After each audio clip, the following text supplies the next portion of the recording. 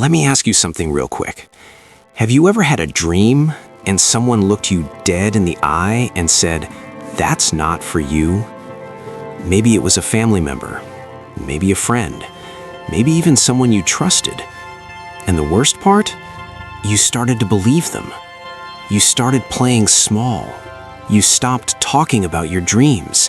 You buried them deep because it felt safer that way. But here's what I need you to hear today. The size of your dream was never the problem. The problem was, nobody told you that thinking big is actually a skill. And like any skill, it can be learned. Today, I'm going to tell you the story of a boy named Marcus. He grew up with nothing, literally nothing. No money, no connections, no one cheering him on. But Marcus had something inside him that nobody could take away.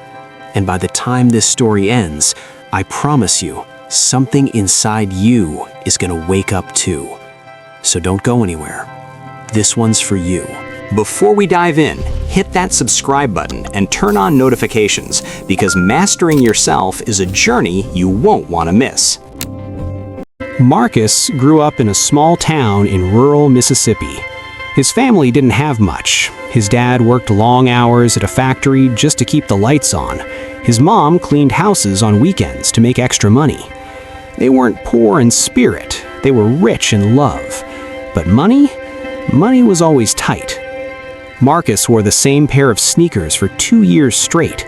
The sole was coming apart. He held it together with a rubber band, and he acted like it was nothing. Because for Marcus, that was just life. But inside that quiet, unassuming kid was a dream that was anything but small. He wanted to start a business. He wanted to build something. He didn't know exactly what yet, but he knew he was meant for more than what he could see around him. The problem was, every time Marcus talked about it, people laughed. His cousin told him, "Boy, people like us don't do stuff like that." His teacher said, "You should focus on getting a stable job, something realistic." Even his closest friend said, "Come on, man, don't embarrass yourself." And Marcus, he stopped talking about it. But he never stopped thinking about it. One afternoon, Marcus was sitting on the bleachers after school, just staring at nothing. His football coach, Coach Ray, walked over and sat down next to him.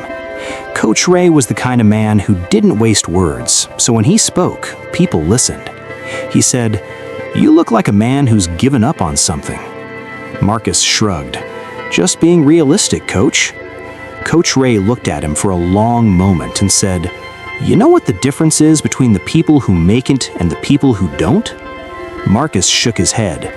"It's not talent, it's not money, it's not even luck." He leaned forward and said, "It's whether or not they let other people shrink their thinking."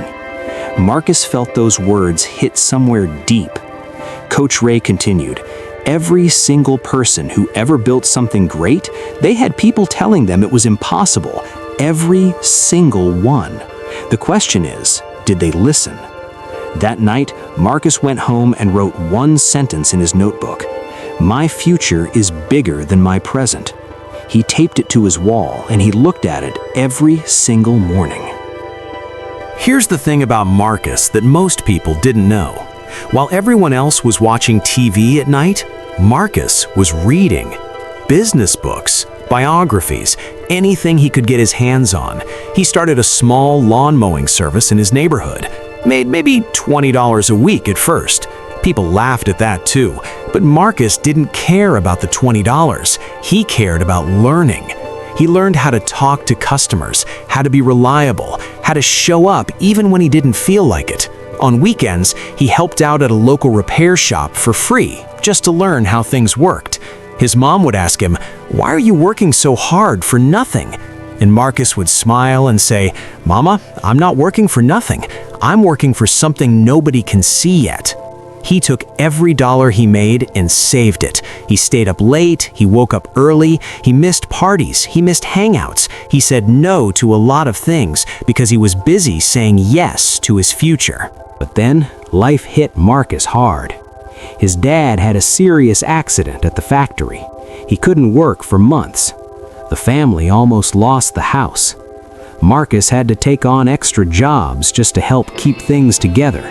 He was exhausted, he was stressed, and for the first time in a long time, the dream felt very, very far away.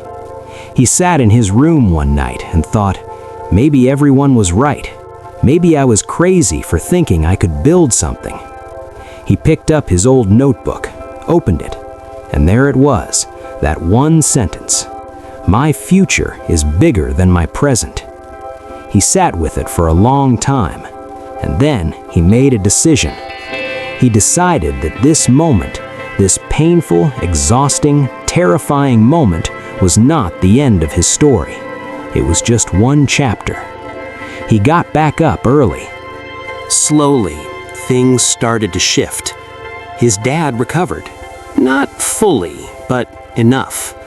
And Marcus, now 22, took everything he had saved and started a small mobile tech repair business out of his apartment. Just him, a toolkit, and a phone number he posted around town. The first month was rough. 3 customers. Second month, 12. By the end of year 1, he had a waiting list. He hired his first employee, then a second. He opened a small storefront, then expanded to 2 locations. Within 5 years, Marcus had built a regional tech services company with over 30 employees and contracts with local schools and small businesses. The same people who laughed at him, they started calling him. Some asked for jobs, some asked for advice. And Marcus, he helped every single one of them. Because he never forgot where he came from. And he never forgot what it felt like to be the person nobody believed in. One day, a young kid came up to Marcus at a community event. Couldn't have been more than 16. He said, "Mr. Marcus, how did you do it? Like, how did you actually believe in yourself when nobody else did?" Marcus thought for a second. Then he said, "I didn't always believe in myself. There were days I couldn't stand the sound of my own doubt." The kid looked confused. Marcus smiled and said, "But here's what I learned. Thinking big isn't about feeling fearless. It's about choosing to think big, even when you're scared, even when people laugh, even when the numbers don't add up yet." He looked the kid in the eye and said, "The world will always try to make you think small. That's just how it works. But your job, your only job, is to protect the size of your thinking." So let me ask you one more time. Is there a dream you've been playing small with? Something you stopped talking about because someone made you feel like it was too big? If that's you, this story was for you today. Because here's the truth. Thinking big is not arrogance. It's not delusion. It is the foundation of every single thing that was ever built. Nobody built anything great by thinking small first. So today, right now, I want you to do one thing. Write down the real version of your dream, not the safe version, not the version that won't make people raise their eyebrows, the real one. And then protect it like your life depends on it. Because in a way, it does. If this story sparked something in you today, share it with one person who needs to hear it. Like this video, subscribe to this channel, and I'll see you in the next one.